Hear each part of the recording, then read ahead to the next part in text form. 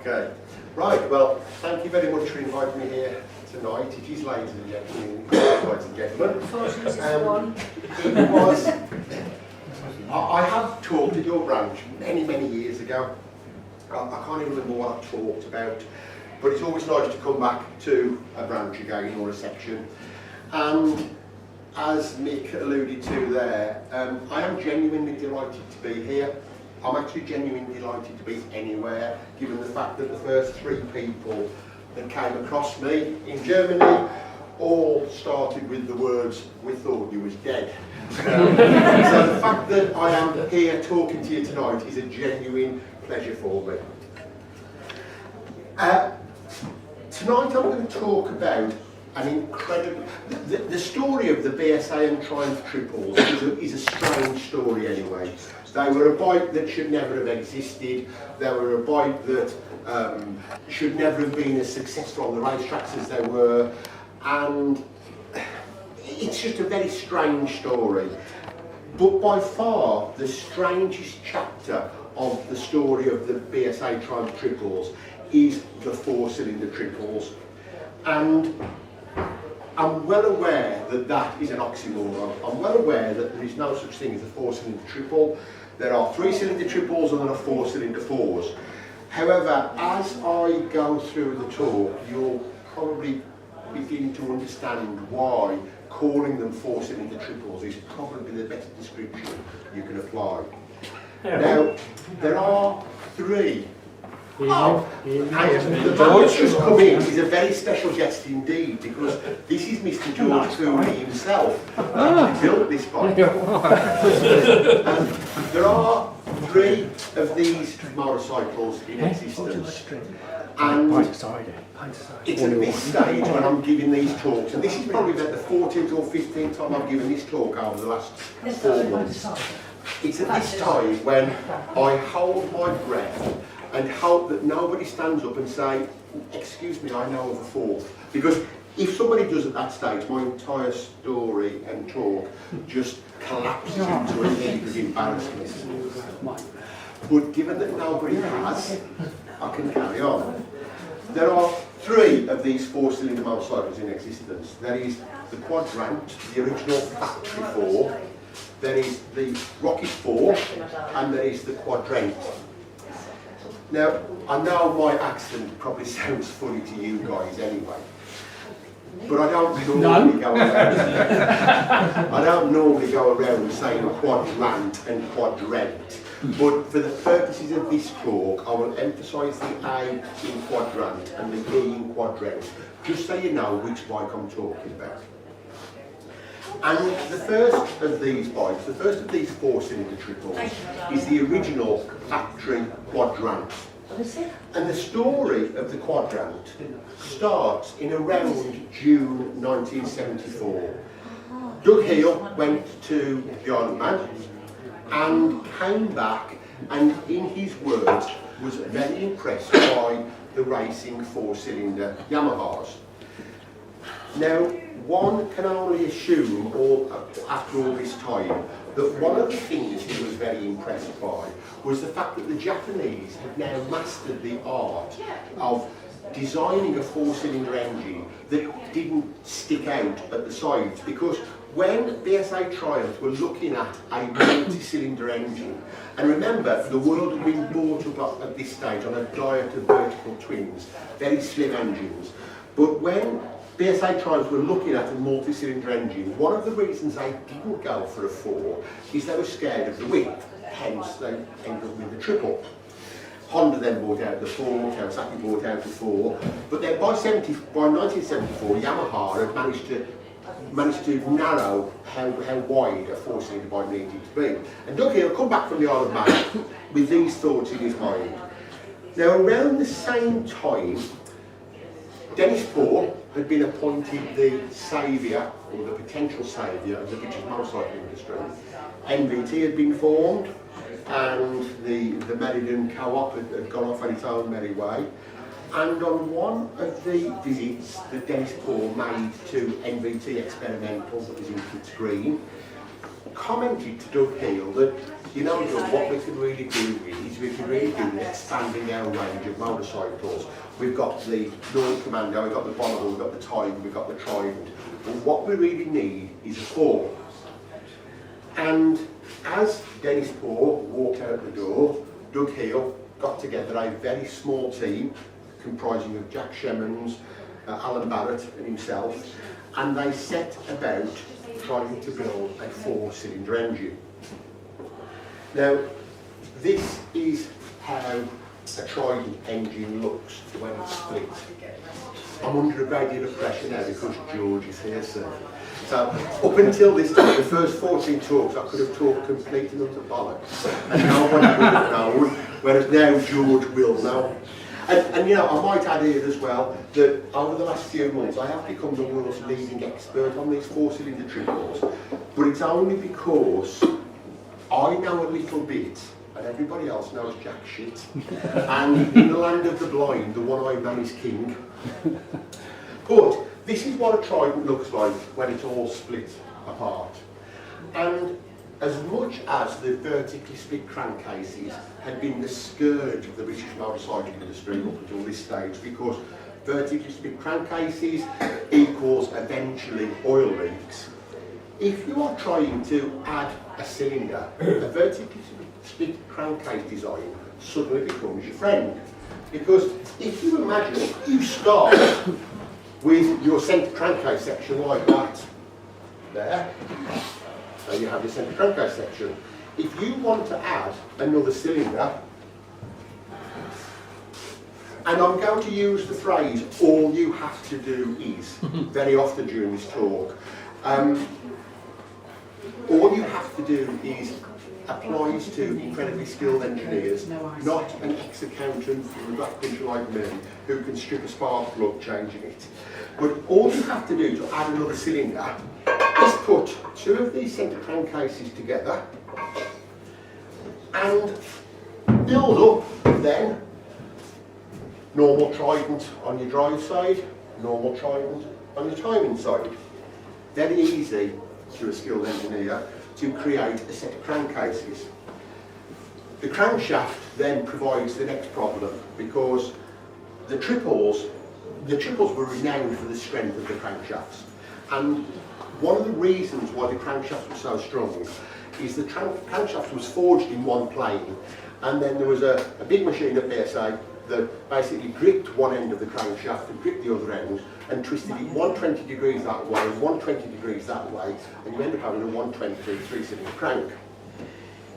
If you are trying to build a 4-cylinder engine in some secrecy, that then gives you a problem, because you can't just go to your machine and ask it to twist a 90 degree throw.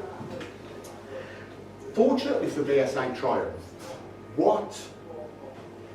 the projects that the experimental have been working on had consisted of a multitude of projects. One of them was looking at altering the firing throw, the crank throw of the triples. So instead of it being a 120 throw, it being a 180 throw, like the Verge Jouters, 2 up and 1 down. And how they played around with the crank throws is, instead of having a one-piece crank, what they had is separate crank journals that they pressed together to give 180 throws or 180 throws like that. So when they wanted to create a 4-cylinder crankshaft, it was a relatively simple job to add another throw to these pressed together crankshafts. At that stage, you've then got your crankcases, you've got your crankshaft. The next bit's easy. The next bit, you get 2 cylinder blocks. You chop the left-hand cylinder off one, the right-hand cylinder off the other, you stick them together, weld them, and you have a 4-cylinder barrel. Your heads, you take 2 heads, you chop the left hand off to one side, the right hand off the other side, you then have your 2 heads. Same with your rocker boxes, which only then leaves the problem of camshafts.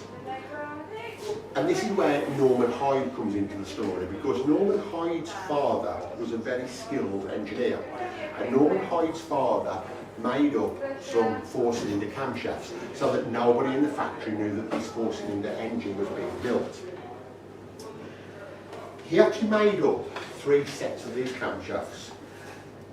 One was a very mild cam, and that's the one that originally eventually got fitted into the Quadrant. And the other 2 were normal Trident cam profiles. The next time Dennis Poole visited the experimental, he mentioned the 4-cylinder engine again to Doug Hill, and very dramatically Doug Hill whipped away a cover, and there was a 4-cylinder engine. So Dennis Poole's instructions was, okay, let's start testing it. Brilliant, just what we need. Let's start testing it. I'll get the accountants on it, working out whether we can afford to build it. You start testing it. And what they did is they put it into a frame that they were rolling chassis that they already had lying about. And this was an A75. An A75 is a BSA Lockheed 3. An A75 from 1972, which had previously been used to house an experimental overhead camshaft Trident. They put it into they used that rolling chassis to put the Quadrant engine in, and by early January 1975 they had effectively a mule to start testing. Now you can see, those of you that know A75s, from this side this bike just looks like a 1972 Lockheed 3 home market, admittedly with a disc front end on, but it just looks like a normal Lockheed 3. There's very few records about the Quadrant experiment, and in a letter to the TR3OC, Doug Hill actually comments that very, very little was written down about them, and even fewer photographs was taken. This is a great photograph because it's in black and white and you can see a lot of detail. These are the only 2 colour photographs that I know of. They're 2 very poor Polaroid pictures, but they actually show the colour, which was the 1972 burgundy colour from the A75. And you can see this side, it just looks like a normal Trident, a normal Lockheed 3. But from the other side, you can see, in fact it's blurred, but you can see that the right-hand cylinder effectively sticks out. And the reason the right-hand cylinder sticks out is because if you are using a rolling chassis designed for a triple, your determining factor where you can put the engine is always your final drive chain run. And so when you are building a 4-cylinder bike out of 3-cylinder parts and then using a 3-cylinder rolling chassis, you're always going to get an overhang to the right. And you can see clearly here, effectively that just looks like a normal triple, but of course you are dictated to by your chain line here as to where you can put it in the engine.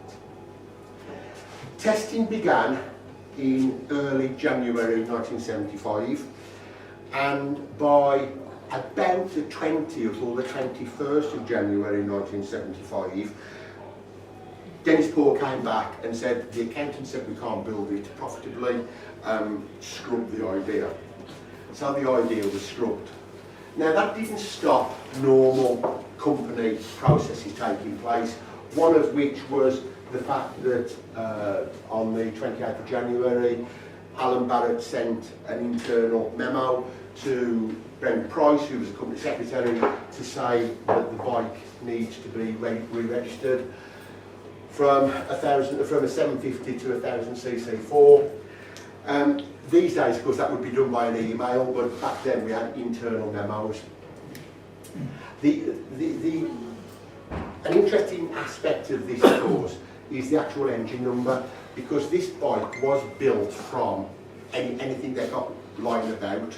Now, GD 00171, that engine was originally in one of the TT Marshall's bikes. There was 4 Tridents and 1 BSA Lockheed 3 used as Marshall bikes, and 171 was the BSA Marshall's bike, and obviously they just raided the parts for the Quadrant. Now then something very interesting happened, because the project at this stage was shelved, it was dead in the water, but on the 4th of March, on the 6th of March 1975, for some reason the bike was taken to Myra Now, you can only assume that the reason it was taken to Myra is they was going to Myra to look at something else, and they've got space in the van, so they said, let's chuck it in and let's see what it can do. Because there's no other reason why it would go to Myra. However, the really interesting things are the test reports, because first of all, they've got no idea what to call it. Here they was calling it the BSA A75 4-cylinder. Secondly, they kept the revs down to 7,000 RPM. Now, a Trident, a good triple will rev to 8,000 any day of the week. A bad one will blow up at 8,000, but a decent one will rev to 8,000, 10,000. And so they were keeping the revs down on this bike to 7/8 of its maximum engine speed. And one assumes that that was because they were nervous about the press together crank. They were also using these low profile camshafts, and the cam profile that was in the original Quadrant was based on a cam profile they were looking at for the triples for the 1975 season, because they were very aware that they probably wouldn't pass the new American emission rules that was coming in 75 with the standard Trident cam profiles. And so they were looking at these soft cams, and when they put these soft cams into a triple, it reduced the brake horsepower from 58 to 51. So here you've got a bike that is being kept to 1,000 RPM below its maximum revs. It's using cam profiles that knock 12–13% off a regular Trident's power, and yet it was still hitting 127 and 126 miles an hour through the timing lights. Now that was well up with Kawasaki Z900 figures back then. It wasn't far off the Vertigo figures. And so it was crazy, the fact that this experiment that they built out of bits they'd got lying about, stuck in a chassis that wasn't really designed for, restricted the performance on the cams and the revs, still provided so much top speed. Now, does that mean it could have been produced and could have sold in 1975? Well, but of course it doesn't, because you couldn't have sold the Quadrant as it was in 1975, and it was probably a couple of years away from being developed into a satisfactory showroom product. And of course by then the Goldwing had come along. We wasn't that far away from the CBX and the Z1300, but it just shows this accidental massively fast bike that they produced. This is the only photograph of the Quadrant being ridden at the time. This is Neil Coombs, and Neil Coombs was the NVT factory test rider. Neil Coombs was the guy that rode it at Myra. And this picture was taken by Norman Hyde in the back lanes around the kids' green. And the only reason that this picture was taken was simply to show the 4 exhaust pipes. That's why he's cranked over. It was simply to show the 4 exhaust pipes, just due to posterity. Many years later, this is Neil Coombs as he looked a couple of years ago, reunited with the bike at the National Motorcycle Museum. And then the bike got back into storage.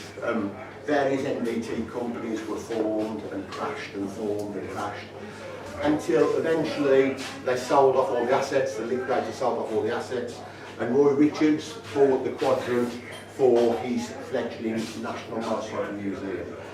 He gave it to Hughie Hancock's, the well-known Triumph restorer, with the instructions, don't do anything to the engine, but just put it into a sort of look that it might have been in the showrooms.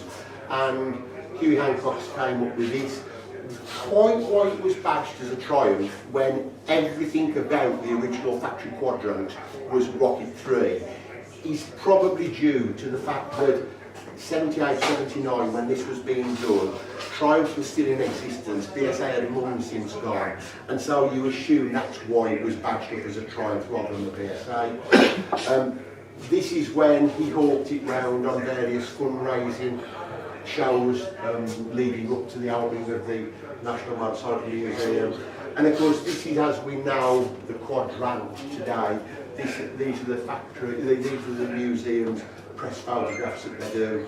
And of course, there you can see this overhang on the right-hand side of the original Quadrant. The name Quadrant didn't actually appear anywhere until around the mid-80s, and Bob Curry tested the bike for the classic motorcycle.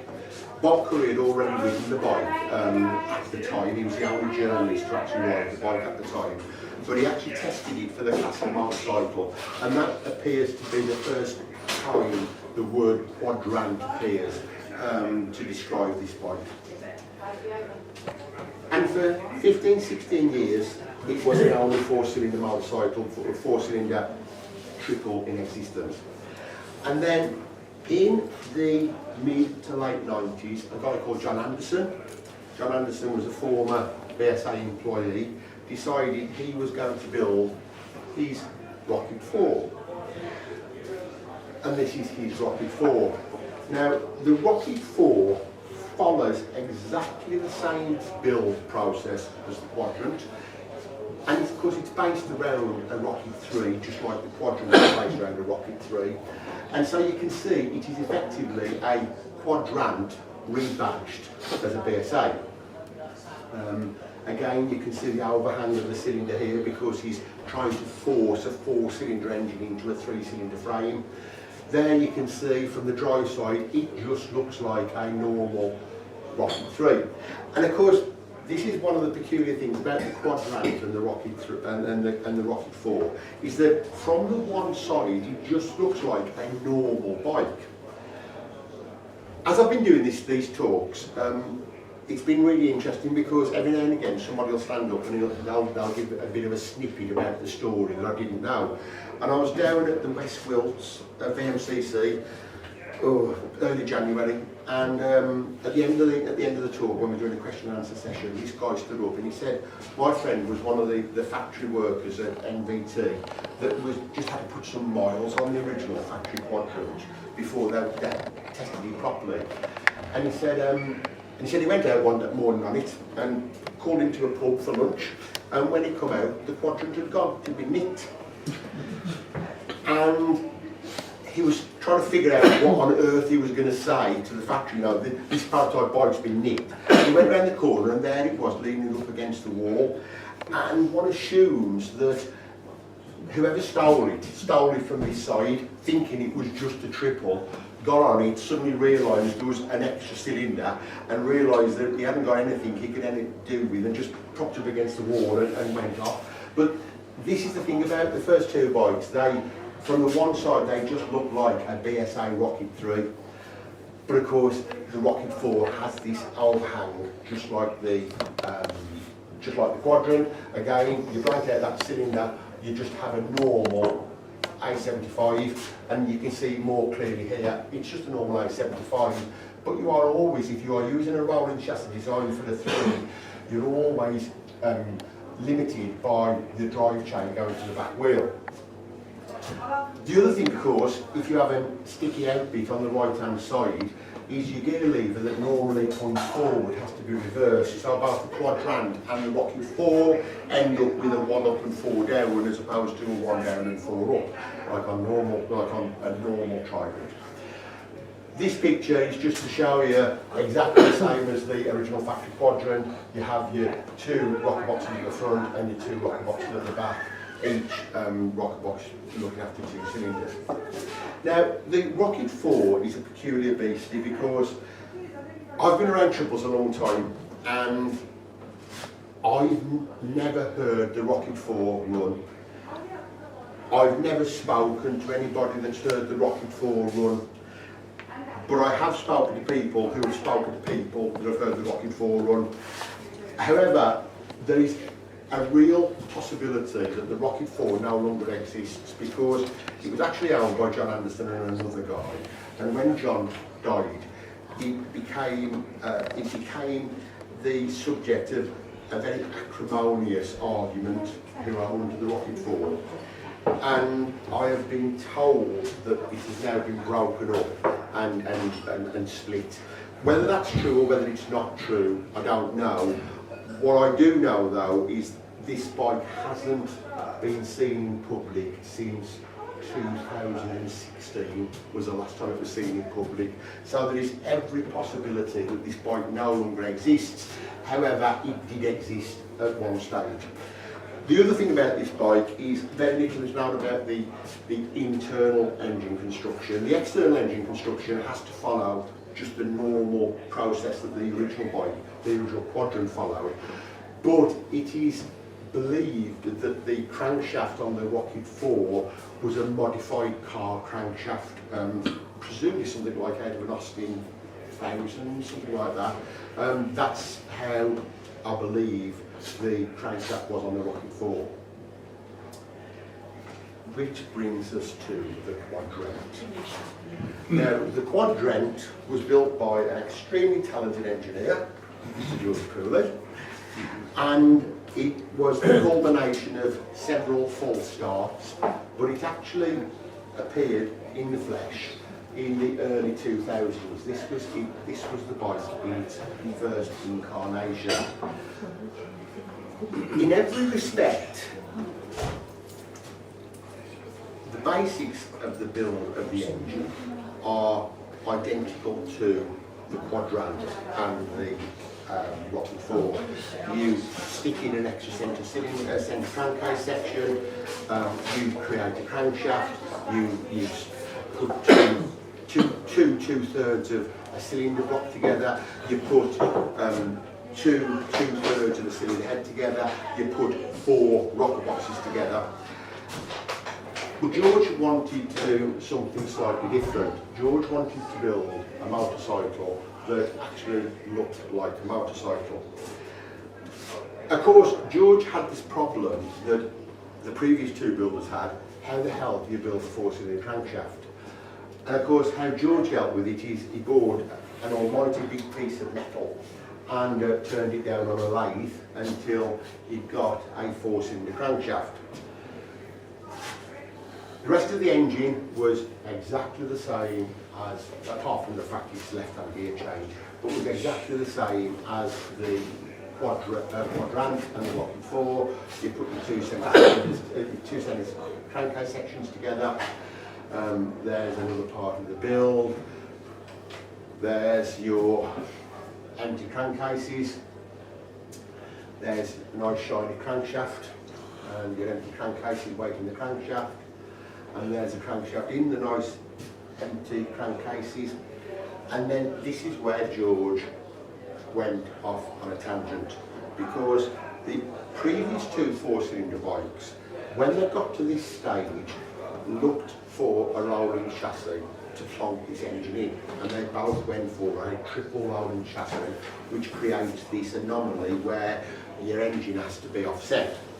What George decided to do is he would build a rolling chassis for the 4-cylinder motor. I feel really weird talking about you and you sitting there. I will just point this out. And so what George did is he took a T120 frame loop, he put a modified T160 swinging arm in, and with some judicious spreading of the bottom rails and some mighty fine spacers in the rear wheel, managed to get an engine that sat relatively central in the frame.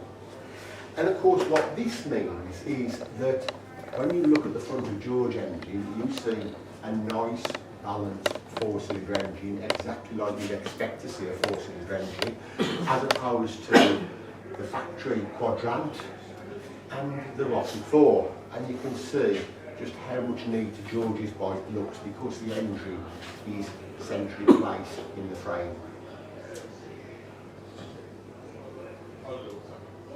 Exactly the same as the previous 2 bikes. You have 4 separate rocker boxes.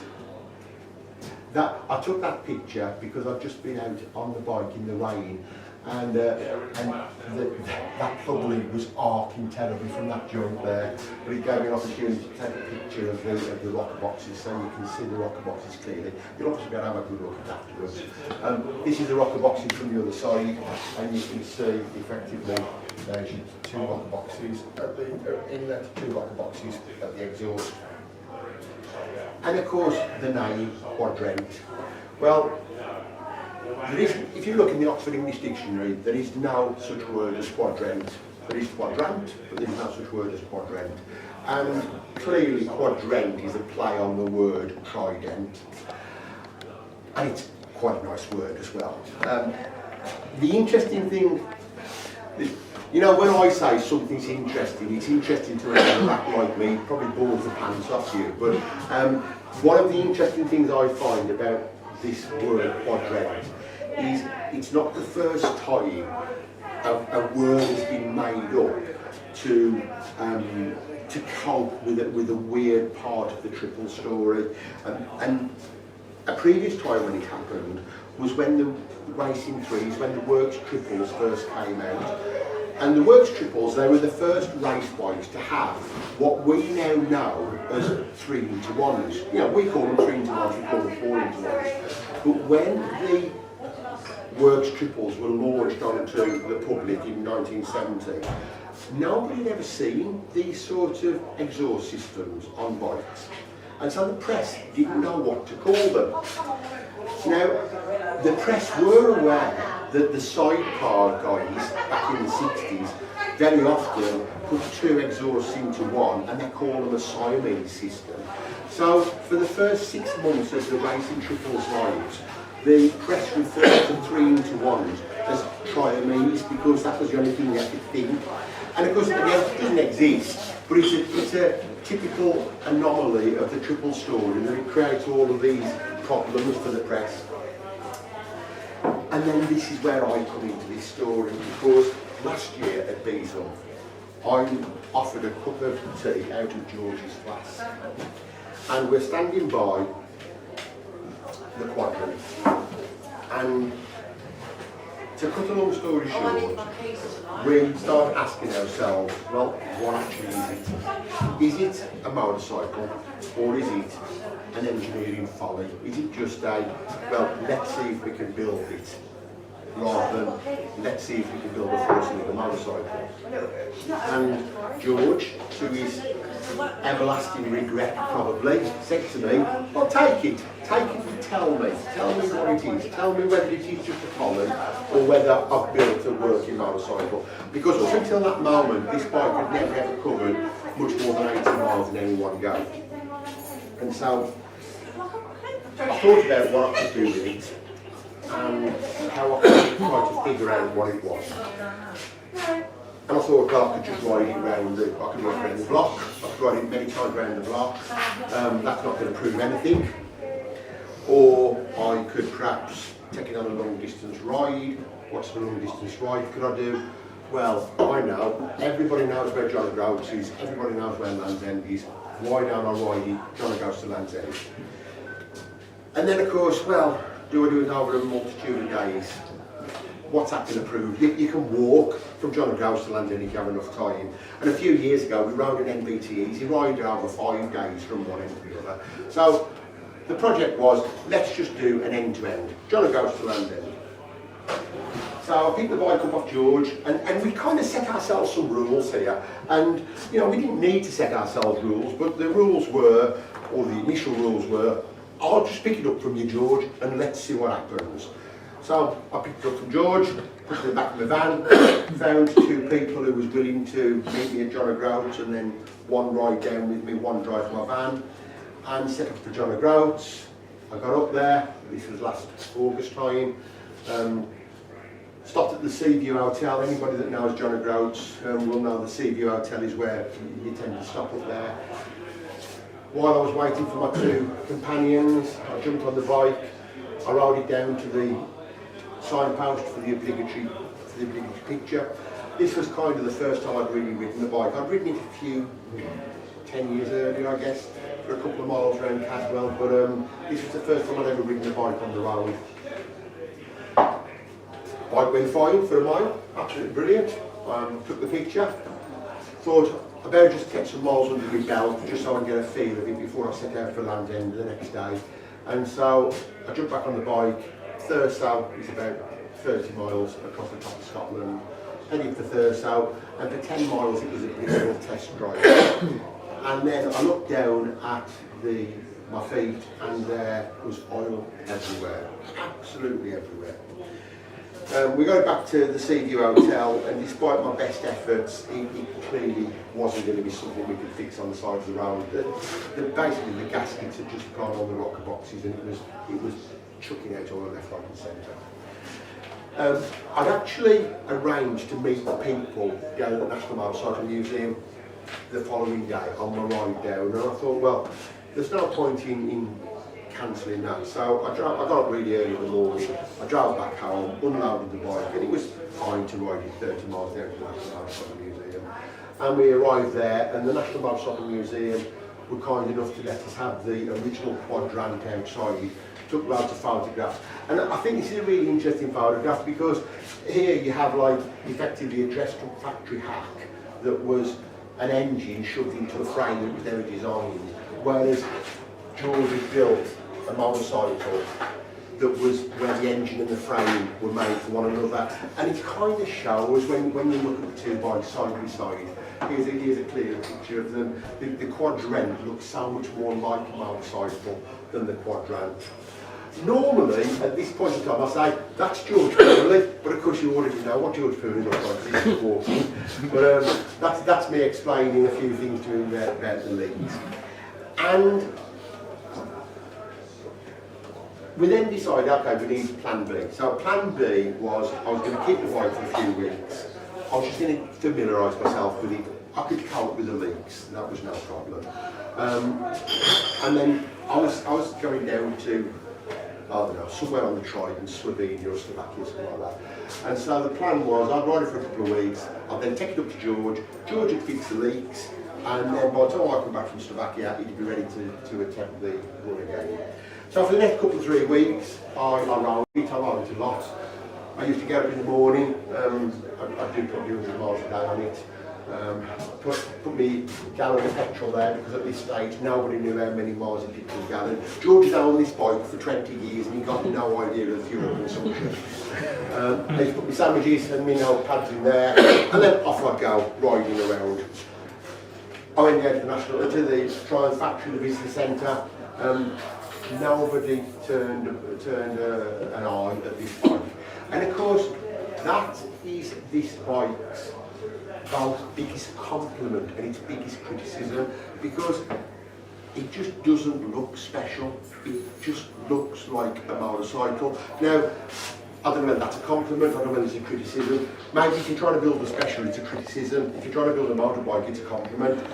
There was one particular instance that I filled up with petrol, on one of my many rides out that week. I filled up with petrol, and I was minding my own business, filling up. This guy comes up, turns up on a bike, sees me, comes walking over to me, and his opening word was, "I had one of these." I said, "No, you wouldn't have had one of these." He said, I did. I said, "No, you wouldn't." "I did, it's a T160.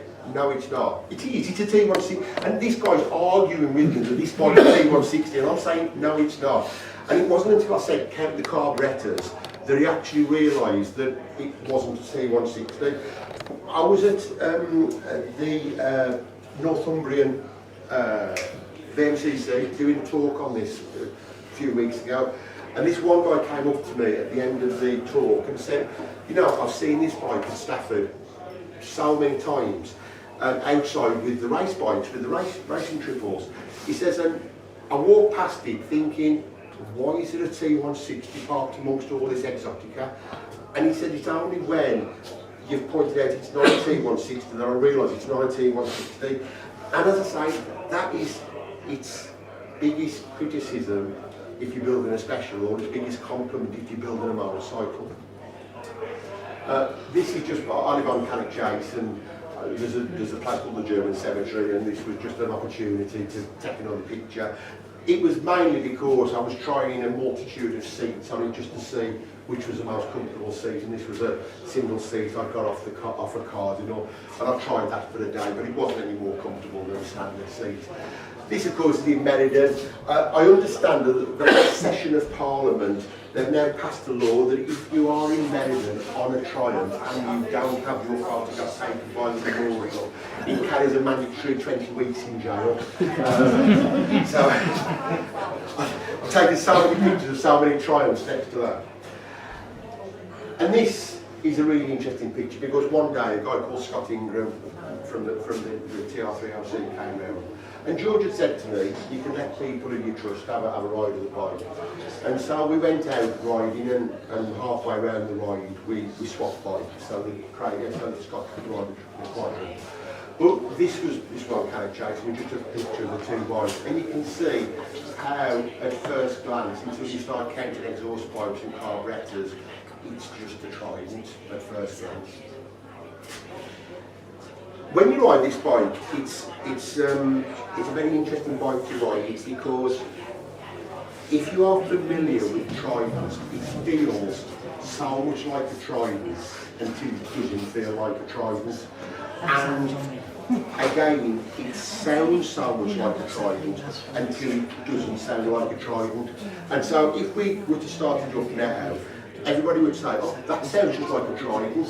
And so what I did, I took some videos of what the Quadrant sounds like compared with the Trident. Now, my wife was the camera lady. I stood her in the island just by our house, and she took various shots. The first video you see is the Quadrant. The second video you see is a Trident.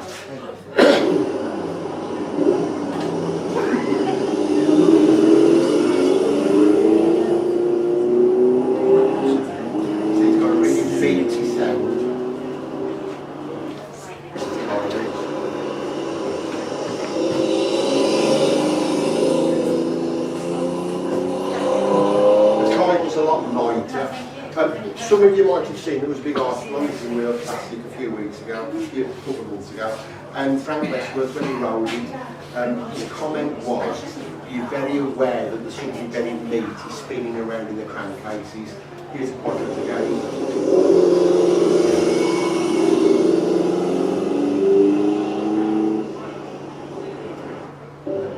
Here's a Trident.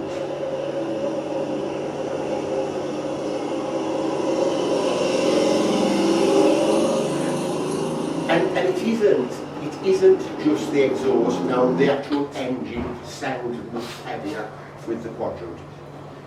John, are you going to talk about the crankshaft layout on the Quadrant versus the Trident at all? Because if not, this sounds like a good time for either you or Okay, George the way the Quadrant crankshaft is basically you have two up and two down in the middle. So two up there, two down in the middle. On a Trident you have one there, one there, and one here. So you have 120 throw on Trident. You have effectively two 180 throws on this, on the Quadrant. So I had the bike back off George. George had the bike, fixed the leaks on the top. I had the bike back and took a couple of runs, arranged to meet another couple of mugs up at John Oates who was going to accompany me down. This was a husband and wife, and they was going to go up on the bike, and the wife was going to drive my van, and Graham, the husband, was going to follow me on his bike. And we arranged to meet at John O'Groats. I took the bike one last quick run. I just did a 400-mile lap of the motorway, so up to Manchester, across to Leeds, down to London, across to Bristol and back up to Howell, just to make sure everything had settled down. And it had, and it was dry at the top, but it was now leaking at the bottom. But it wasn't leaking that much that it was going to stop the ride. Now, I've done Land's End to John O'Groats and John O'Groats to Land's End more times than I can remember. If anybody ever wants to do the run, I'll take groups. It's just a ride that I've done lots of times. But when you do the John O'Groats to Land's End run, you always do it in the summer because you want the long days. You want the good weather. You never do it at a weekend because you don't want the traffic. Which is why on a Friday morning in November, I found myself at John O'Groats about to try to ride down to Land's End. Sally was going to drive my van, Graham was going to follow me on his K1600 BMW, and it went great. We got down to Inverness, bang on time, filled up with petrol. That was the second fuel stop. And as we climbed out of Inverness up into the Highlands, it started to rain, and it was absolutely torrential rain. The worst rain I can remember for many years in England, in the UK. It was, I'll tell you how bad it was. We filled up with fuel at Pitlochry, and as we were filling up with fuel at Pitlochry, this guy came over from his car and actually said, "Are you mad riding in this weather?" It was coming down in steroids. The bike never missed a beat. It just purred through all this weather. Eventually, gale force winds blew the rain away, but by the time we got to Gretna, we were bang on to target. We had enough time to have a decent lunch, also enough time to take the obligatory border picture, and off we set again. And everything went perfectly well until we got to junction 36, when we hit 30 miles of stationary traffic all the way down to junction 32, and had to filter for 30 miles. Again, the Quadrant behaved itself impeccably. The BMW disgraced itself because we had to stop at junction at Fortin services at junction 32 because the BMW was overheating. But it gave us an opportunity to let Sally catch us up in the van. And at that stage we thought the ride was over because we thought we'd lost too much time. A quick calculation showed that we hadn't, and so off we set again with the understanding that if we got split again, I would just carry on, and eventually the BMW and the transporter van would catch me up. We hit all the rush hour traffic when we got to junction 14 at Stafford. We hit all the rush hour traffic. I was able to filter through most of it. The BMW was a bit lardy, so that got stuck, and the transporter van obviously got stuck. But I managed to get through it, and just as dusk was setting in, I got onto the M5. I got down to junction 4 on the M5, and cars started flashing me. And so I pulled over to the hard shoulder, and it was obvious what happened, that the tail light had stopped working. And given the fact that I knew that it was going to be raining again a little further down, I'd got no idea how far behind me the BMW was or the transporter was. I pulled into a service station at Bromsgrove and just decided to wait for them to arrive.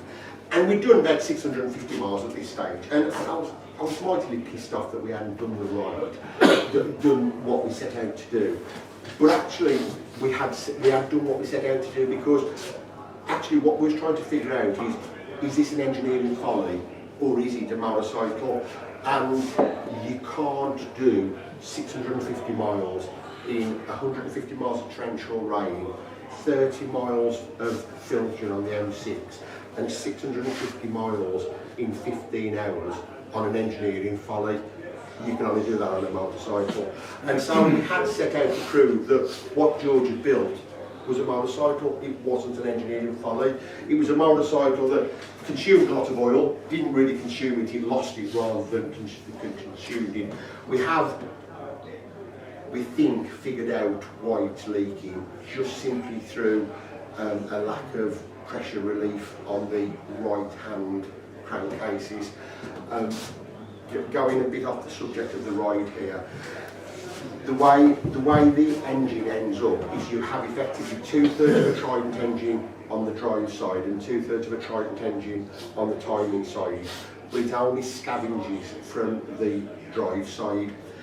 And I'm relatively certain that there's a build-up of pressure in the right-hand part of the engine that can't scavenge properly. The reason I'm relatively certain of that is you'll see that I've stuck a breather on there, and when we stuck the breather on and then put the end into a jar of water, the amount of bubbles that was coming out suggests it's just pressure. I understand George is going to have to strip the engine down over next winter, and I suspect that hollowing out the crankcase a little bit more and perhaps increasing the scavenge rate, because the Quadrant, the factory Quadrant, used a bigger capacity oil pump that could pump oil out quicker. And I think that's all this is. It's not a major thing. It just needs tweaking a bit. But it didn't burn oil. When you're following it, it's not smoking.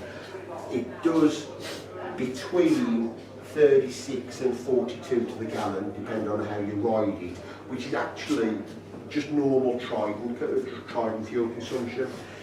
It has, I think it has a peculiar handling trait, but I suspect the reason I notice it is because I ride Trident so much.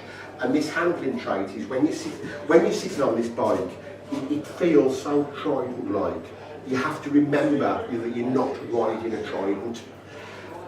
But it's very difficult to remember that because it just feels like a Trident. And so when you go into a bend, what I notice is for the first part of a bend, and it's right or left, it handles just like a Trident. And then there is a moment, a split second, where the weight of the engine just nudges you to the right or nudges you to the left. And then it behaves like a Trident again. Now I suspect that if you didn't ride a Trident as much as I do, you probably wouldn't even notice it. It's just that I notice it because I ride a Trident, and I can't remember when I'm riding this that I'm not riding a Trident. So I look for Trident capabilities, and there's just this odd thing that is different from it. Anyway, we got home that night, and although I put a brave face on Facebook, and I said, no, well, we've set out to achieve what we wanted to, and we've done everything we wanted to. I was mad as hell. Many years ago, one of my business adversaries referred to me as a single-minded bastard. He meant it as an insult, I took it as a compliment. And I sat there secretly fuming about the fact that we hadn't got down to Land's End on that one day. And so a couple of days after we failed at Bromsgrove, I convinced yet another mug, to meet me at my house at 4 o'clock on the Thursday morning. We loaded the Quadrant into the back of the van. We drove down to the petrol station where we ended the previous Friday, unloaded the Quadrant and rode down to Land's End. It lashed down with rain for 210 of the 250 miles. Absolutely shut it down. We rode through Bristol in the dry, but 5 hours after leaving we arrived at Land's End, and so the bike had actually completed a John Goes to Land's End in 21 hours. That isn't that much longer than I would do it. On my Trident, I would do it in about 17, 18 hours. On my Explorer, I do it a lot faster than that. But on the Trident, I do it in 17, 18 hours. So even though we had all that bad weather, we had all that bad traffic, the Quadrant was only 2 or 3 hours slower than my Trident, and my Trident's a pretty trick bike. And of course, it just further proved that this is a fully functional, fully working motorcycle, and seriously, not that I'm hankering here for another ride on it, but if George says take it a really good run, I don't know, probably take it to Europe, travelling all over Europe on it. I've got that much confidence in this bike. It is a decent motorcycle. And then there's this QR4OC. Clearly, if you have a motorcycle, and if you have a motorcycle club dedicated to the Trident and Rocket 3 Owners Club, the Trident and Rocket 3s, you call it the Trident and Rocket 3 Owners Club, the TR3OC. And so if there was a club for the 4-cylinder bikes, it would be the QR4OC. And the reason I mention this is because George has already got his Quadrant, and he's now working on his Rocket 4. These are the embryonic crankcases that I noticed on one of his wheelie bins when I was over at his house one day. I took this picture as much really so you can clearly see the two centre crankcases, the two barrels, the two heads, the four rocker boxes, and this is just to show that it actually is a Rocket 3 as a Rocket 4 as opposed to a Trident because it's got the Rocket 4 timing cover on. And then this is where I put this slide up. And every time I put this slide up when I do this talk, I put this slide up with huge apprehension because, as I say, although I am the world's leading expert on these bikes, that's because I know that much and everybody else knows that much. So please feel free to ask questions. George can probably answer more of them than I can on the technical side. Feel free to sit on it, have your pictures taken. There is one thing that I want to say before we start the questions, and that's my bucket. I do talks all over the country. I think this is already my 15th talk this year. And I never ask for expenses, I never ask for fees, but what I do ask for is to bring my bucket, because over a number of years, myself and Sonia, my wife, we've been collecting for a local children's hospice quite close to where we live, the Donna Louise Trust. It's actually been rebranded this year to the Dougie Mac Hospice, but it's still the Donna Louise Trust. The Donna Louise Trust looks after terminal children. And as I say every time I do these talks, I've been lucky. I've had 2 children, they've grown up to be fit and healthy. When I go to the hospice for photo shoots and the like, for the check handover, and you see these kiddies, I have no idea how the parents of these children possibly cope with the fact that they're taking their children there and they're going to watch them die. We therefore try to collect money for them. Over the years we've collected a fair bit, but anything you can give is always welcome. And as I always say, if you have enjoyed the talk, please put a few coppers in the bucket. If you haven't enjoyed the talk, put notes in there and I promise I will never come back. And feel free to ask any questions. Okay, I've got one. Go. Oh, sorry. Ignition. Ignition is a boiler for a twin with 2 extra magnets on. Is that right, George, isn't it? Yeah.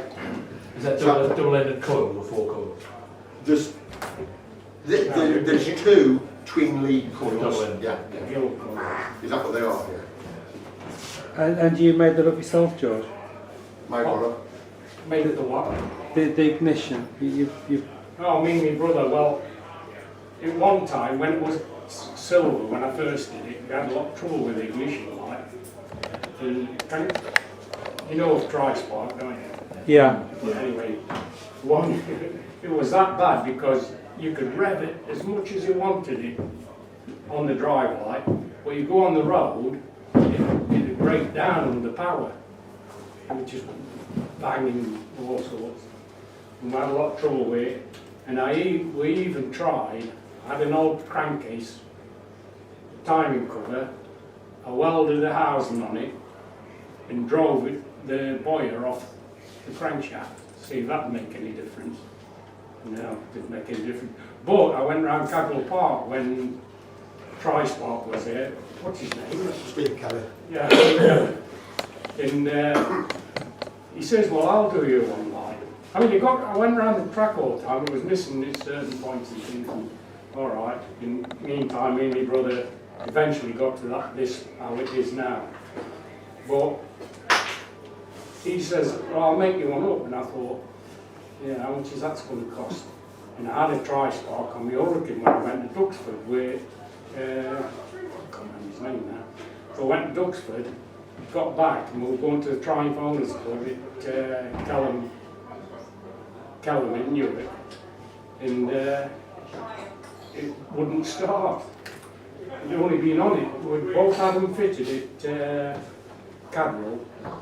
me and my mate Dave on his gun, he was alright. He held the pistol before he got to Newark on the way back.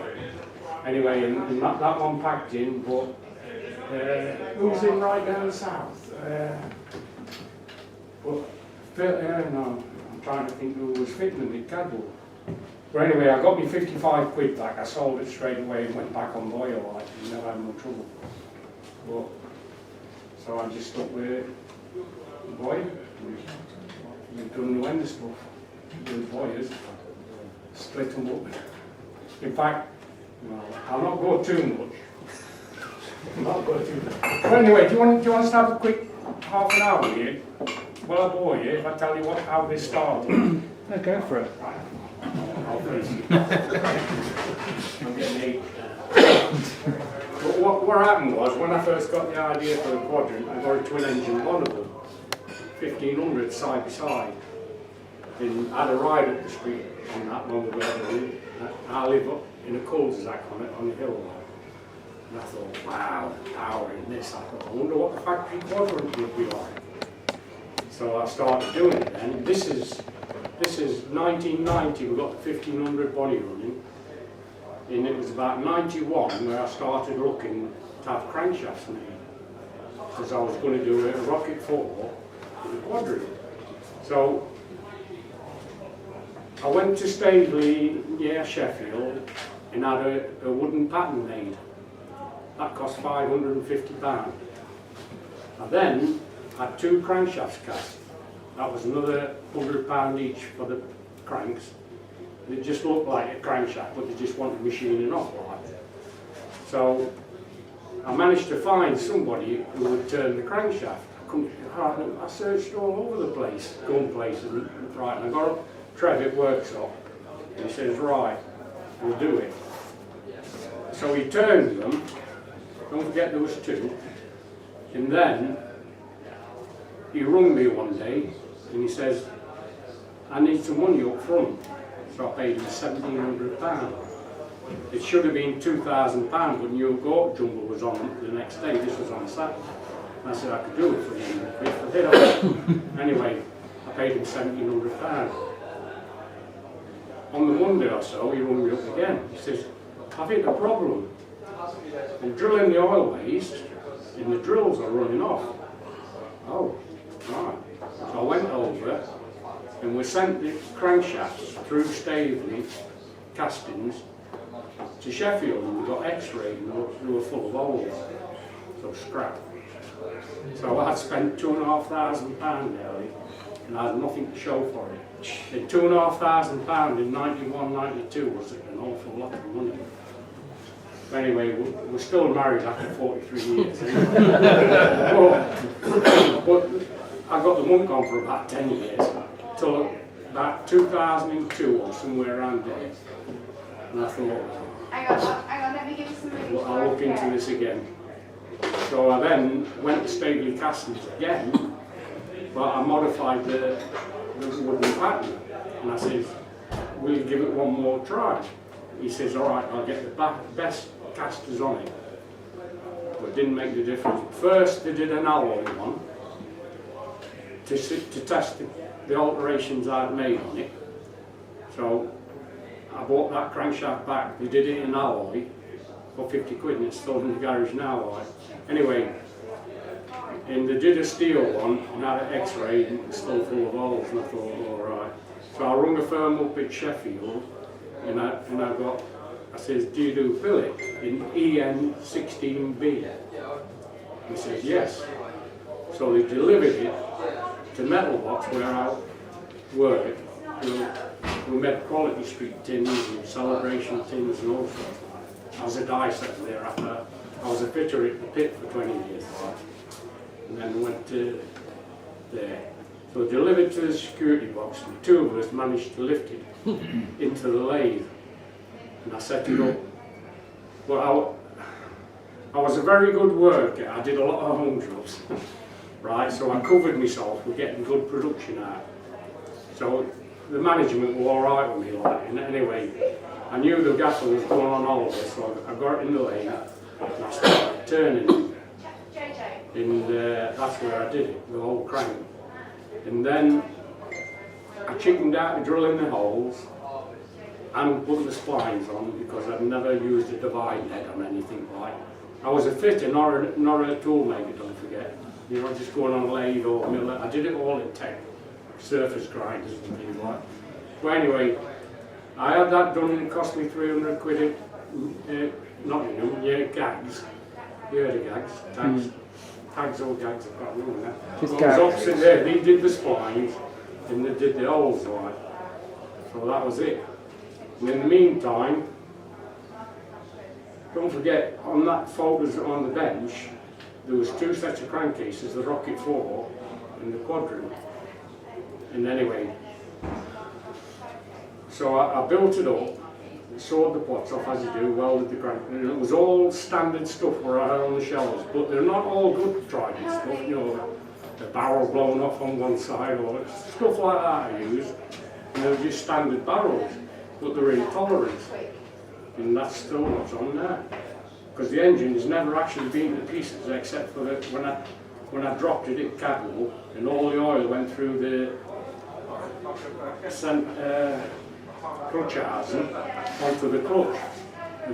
I still went around the track doing 80s and whatever, slipping a bit. And anyway, when I got home, and that's the only time I took the gearbox off, cleaned the sintered iron clutch plate when I put in, just in petrol, put it back on, it's still on now. And that's it. But, what else was I going to say? Yeah, but on this one, what people don't realise at all, I had to weld on the timing side casing. I had to weld on the inside to make room for the gear change, the crossover shaft. And then mill it out like, to get it in. And then, because the main reason that I used the bondable frame is I already have tried an engine in it, like I thought. At the time, Les Williams was building the, what did you call it? Legends. And I couldn't get hold of a T160 frame. So I used this bunny, and it took me about 3 or 4 weeks to make the cradle because it's an inch higher. I did it, what a job. But anyway, I did it. And I opened all the subframe out. I welded a different half of a swinging arm onto the existing one. You know, sawed one up and put the one with the bend on to bring the wheel over. And I had to make longer studs for the back wheel to house it and all that. When you come up and sorry Julie, when you come and have a look at the way the sprocket has gone, even with building a frame, like George did, he still had to space out the sprocket to get the chain run right, to get the engine virtually central in the frame. And one of the interesting things, sorry to go. One of the interesting things about the factory Quadrant and the Rocket 4 is anybody that rode that, and there's been various journalists that have written, certainly the factory bike, I've always commented that although the bike looks lopsided, it doesn't ride lopsided, and probably the reason for that is a standard Trident. The actual primary drive on a standard Trident, the clutch basket, the shock absorb basket, the chain, the sprockets, it's nearly 1.5 stones, it's nearly 20 pounds. So a normal Trident engine tends to have a weight bias to the left-hand side anyway. So effectively sticking a bit of alloy and a con rod and a piston on this side doesn't really make that much of a difference to the weight bias. But of course on George's bike you don't feel it at all because it's just the entire thing is centralised. And another thing I didn't like, I mean I'd never actually seen the factory Quadrant when I built this. I knew it existed, I'd heard about it, but anyway, I didn't like how they got the gearbox inwards. I thought, well, it looks unfinished, it looks a bodge to me. So I can't remember 100% how I did it, but basically I used a Bonneville inner gearbox cover and married it up with a T160 outer cover to take it over. Plus the round piece for the crossover shaft, where it goes on that side, I extended it a bit to try and complement things, and it just looks a lot better. Like, it's not doing anything, it's just cosmetic stuff, right? It looks a bit better. It's like the centre push rod tubes. The centre push rod tubes have got nothing in them because the outer push rod tubes each operate 2 valves, and so the centre push rod tubes are just there to hide the gap. Yeah. I think your comment about, you know, the fact that it looks like a normal bike. I mean, I'm standing here and I've been looking at it all evening. It's just beautiful, and it's a compliment that it looks like a normal bike that you might walk past it in the street. It's just incredible. Right. But the farthest I ever rode it, according to, I took it to France, I rode it in France with George Bosnier's Trident Rookie 3 Owners Club in France, like. And he says it's 144 kilometres. And somebody immediately got on the phone and says, oh, 88.8 miles, that's what we did, like. It was great. Other than that, I mean, I've really full bored it. Because just really thrashed hell out of it. The Cadwell, Anglesey, Mallory, the lot. You know, I didn't bother, like, I hadn't a clue what I just put petrol in, like. I'm just not interested. I'm not a data person. I would imagine that having I've probably done about 2. The speedo stopped working for a while, but I reckon I've probably done 2,200 miles on it since I've had it. And my best guess is, if you was brave enough, and if it wasn't somebody else's bike, you've probably got a 140 mile an hour motorcycle there. At 80 miles, the revs, it does 3,000 at 50, 3.5 at 60, 4 at 70, 4.5 at 80, and there is no reason at all why it shouldn't go to 8,000. So you've got effectively another 60 miles an hour on from 80 miles an hour before effectively you hit the red line, and there is so much torque in the motor. When I was doing the final chunk of the run, we stopped for a hot chocolate because I was frozen to death at Gordino Services for Bristol. And I don't know whether any of you know, but when you come out of Gordino Services, there's a long climb up over the hill to get to where you drop down to Weston-super-Mare. And Dorian, who was following me in the van, we must have been doing about 70, and I went to pull over, to pull out to go past this lorry, and Dorian said, and all I did was I just rolled the throttle on, I didn't bother changing down, and Dorian said he just basically pulled away from me, and the bike didn't fluff in any way, shape or form, and it's quite a long haul that is, you know, and so to just be able to accelerate from like 17 miles an hour just up a hill, you wouldn't be able to do that on a car. You wouldn't be able to do it on even a 1,000cc Trident. You would need to go up and down the box. On this you don't. And as I say, a braver person than me, you've probably got a 140 mile an hour motorbike there. And that certainly in 1975 would have been the fastest bike on the road. Because this would have had development actually have properly gone on. This is what a Quadrant would have looked like in 1975. And of course that then provokes the question, well, would it have sold? And the only way I can answer that is the Honda CB750 as a consumer product was a much better consumer product than the Trident. But there was a marketplace for the Trident, and the T160 sold, everything that produced T160 sold. This would have inevitably, had this bike have appeared in 75, this would inevitably have been compared to the Z900, and this would have provided the same alternative to the Z900 as the T160 did to the CB750. So the probability is there would have been a market there for it. It would have been a connoisseur's motorcycle.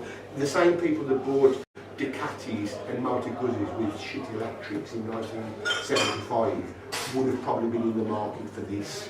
I mean, I remember having mates who had Ducatis in 1975-76, and every time it rained, the bike stopped. But they're still sold. And I suspect this would have sold as an alternative to Z900. Not in the numbers Z900s did, but it would have sold. One question, you mentioned obviously the Quadrant was based on the different chassis. Why didn't the factory use T100 chassis? It sits a lot better. Because it was simply because the factory, it was just a development hack. Yeah, but you thought just by looking at it, it would fit, the engine would fit a lot easier with a single down two frame. Yeah. Oh, I see what you mean. Yeah. It's just that they'd started building it up from A75, Yeah. and they'd got an A75 chassis Yeah. there. So I'm just wondering what happened if they had used the same Yeah. chassis and developed it from there. And they, of course, the Meriden making the Bonnevilles was a different company by Yeah, then. well, that's it. Yeah, that's probably Yeah. why. The But que- at the same time, as John says, that, I mean, not just because it's mine, because I've owned it and I've rode it on tracks, not a great distance and stuff like that, right? But at the same time, I think it would have been a really good seller on the American market. I mean, I'm only a little lad, and it was no bother to me, you know, 20 odd years ago. I mean, I'm 68 now, so, but you just did it. You won't bother, but as you get older, you probably notice it more like. But in them, yeah, they would love that. I think we need to recognise that at the time we're talking about, the Commando was Bike of the Year for several years running, despite the fact that the Japanese were bringing out the likes of the 554 and the 754. My personal feeling, thinking back to that time, people were still buying Bonnevilles from Meriden. No substitute. I think there would have been a market for it for a while. But the problem is, speaking like you as an accountant, you've only got to look at that specifically. It would have been horrendously expensive to build. Well, they never could make a profit with the Trident. Yeah. And so they definitely wouldn't. If they had the money to invest in that bike, but maybe with different crankcases, then I think it would have had a real future. And I mean, it's a £40 cranky, finished crank. Well, I never weighed it when I first got the bill. I haven't weighed this, but my best guess is it's approaching £600. Yeah. But my T150 is £600 with all the gear I've got on it, and this feels about the same weight. Now a standard T160 is £503. A standard T150 is £460. Not that I'm an average, but it's much heavier. My question, and I think maybe we need to make this the last one, do we? Yeah. My question was going to be that I've had bitter experience of changing the exhaust on the 3-unit 650 and getting the carburation right, and it was a bitter and expensive experience. Got there, but again, going back to the fact that you designed effectively a new engine here, was the carburation fairly straightforward in that you just carbureted it to another cylinder, or did you have to tweak that? Just, there was no bother at all. The only thing is, Les Williams gave me a bollock in it, casual, because I'd made my own inlet manifolds. Well, I'd made about 15 of them. Yeah. On night shift. Do you know what I mean? Well, so why did you give When me I turned the bollock? crank, the gaffers knew about it. Don't forget I'd worked down the pit and just gone to metal. Well, I'd been there a few years when I did that. But I did it on my own time. I mean, I had 14, 15 hours on Saturday nights and stuff like that. And I was on day shift. If I was on days, I'd be getting up at, 5:15 in the morning, it worked for 6 o'clock. I'd go to bed, have a couple hours, go back to work at 6 o'clock till midnight or so, turn the crank. And stuff like that, and that's the only way I got it done. One of the things that I think is probably relevant to the carburation and exhaust on this, when the Works triples came out, the and this just must be a feature of the way that the triumphs are, but when the works triples came out, they were effectively able to take the information that they'd learned from Percy Tate's 500 twins and just stick a cylinder on and replicate it. Yeah. Which is why I assume that George could take a 4-cylinder motorcycle, take the 3-cylinder settings and just add another one on, because you could do it from the 500 to the 750, so one assumes you can do it from the 750 to the... I don't know what the engineering reasons are, but I just know that they did it with the racing twins. Yeah. The racing bikes initially used exactly the same carburettors that the 500 twin used, but they used 3 of them instead of 2 of them, and therefore that's why I assume George was able to stick another carburettor on and just use the same settings. Right, I say I only had to alter the gantry. I did it. But another thing, the reason this Quadrant spelled with an E is, I mean, nowhere in the picture says you spelt it wrong. There's no way. But Jack Sheeman's come out with that. He says, why not call it Quadrant with an E to go with Trident? And that's why actually, there is one other thing that I forgot to mention. Seemingly an age ago now, I'm sure you'll think, but when I mentioned Norman Hunt's father created 3 sets of camshafts, well, 6 sets of camshafts. 2 went in the original Quadrant. Well, 2 of the normal profile camshafts, unhardened, ended up in George's possession, and they ended up in this engine. So that's where George goes, his camshafts from. well, what happened there is Ron Barrett, well, what's his name at National Motorcycle Museum? He put me on to it. I'd already drawn the camshafts out to then try and find some way to get them made. But he put me on to Ron Barrett. So I wrote Ron Barrett. He says, yes, I've got a set that were made by Ralph. Is it Ralph? Yeah, Ray Hyde. Ray Hyde, that's it. I used to call him Paul Hyde. Anyway, what happened was, he says, right, I've got a set. He says, they're yours. So I went down to Cheltenham Auto Jumbo and paid £350 for it.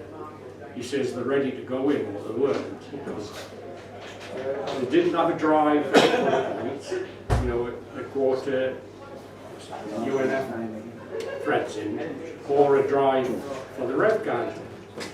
So I didn't want to disturb them with heating them up or anything, or welding on them, or whatever. So, I mean, it was 20 years ago, I think I pressed a piece in. And touch wood, that ignition screw's been in and out of there thousands of times when I first doing it. It's never shifted out. And I can't remember exactly how I did it. But that's how you go. But when I was putting the engine together, I don't know if I dropped the cam or it fell against the vice, and it seemed a bit tingy instead of like a door tap on that one. And I thought, something right here. So I took them to work. And on the Rockwell scale for hardening process, I mean that's an old scale now, I think, I don't know. I took a standard used Trident cam, and that was 40 Rockwell. And I took these cams, and they were 20, 25. So they hadn't been hardened. I was so lucky. They would have been flattened off by now. So I took them to Tamworth heat treatment, because that's where I went to get the night tried it. And then, well, I rung Norman Hyde, and I said, the cams are soft, how do I get them hardened? He says, well, you want to, they'll heat them up for 90 hours, or they'll heat them up and then they'll cool them controlled for 90 hours till they're done, and they'll not disturb or anything. And that's what I did. I took down with heat treatment, and that's what they did. So we're on again then. Yeah. Well, Right. I think we'll round it up now. Big thank you to John and George turning up now for bringing us home motorcycle.